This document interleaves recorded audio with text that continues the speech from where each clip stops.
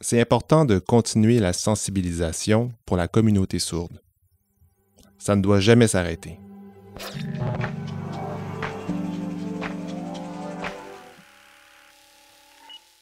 Bonjour, je m'appelle Mathieu Larivière. Je suis le président de l'APVSL, l'Association des personnes vivant avec une surdité de Laval.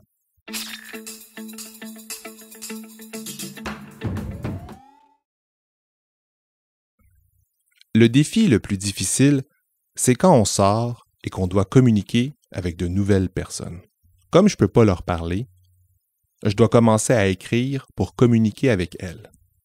D'habitude, je commence par dire aux gens que je suis sourd.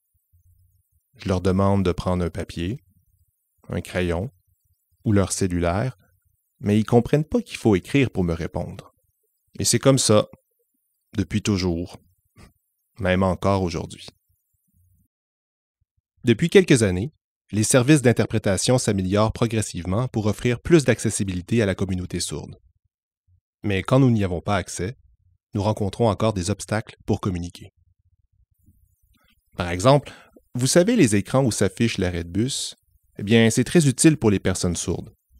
Il y en a de plus en plus dans les autobus à Laval, mais à Montréal, il y en a moins. Puis quand il n'y en a pas, c'est un peu plus difficile. On devrait vraiment encourager des services comme ça. Un autre exemple. Pour regarder les nouvelles, c'est très important le médaillon.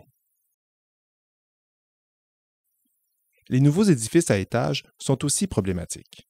Il faut utiliser l'interphone pour y entrer, mais c'est impossible pour nous. La personne parle dans l'interphone et on ne l'entend pas. Ou si on se trouve à l'étage, la sonnerie sonne, mais on ne peut pas l'entendre. Les personnes sourdes ne peuvent pas louer des espaces comme ceux-ci, car on ne peut ni appeler pour y entrer, ni même entendre la personne qui nous appellerait. Il devrait y avoir au moins des écrans pour voir la personne à l'entrée et aux étages de ces édifices. Par ailleurs, les avertisseurs de fumée sont aussi souvent non adaptés à notre surdité, car ils n'ont pas de lumière pour nous avertir d'un incendie.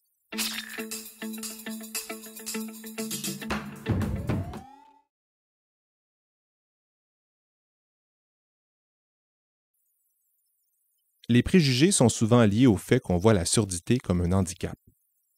Alors, quand une personne nous rencontre pour la première fois, elle est toujours surprise. Par exemple, si on écrit qu'on est sourd dans notre CV,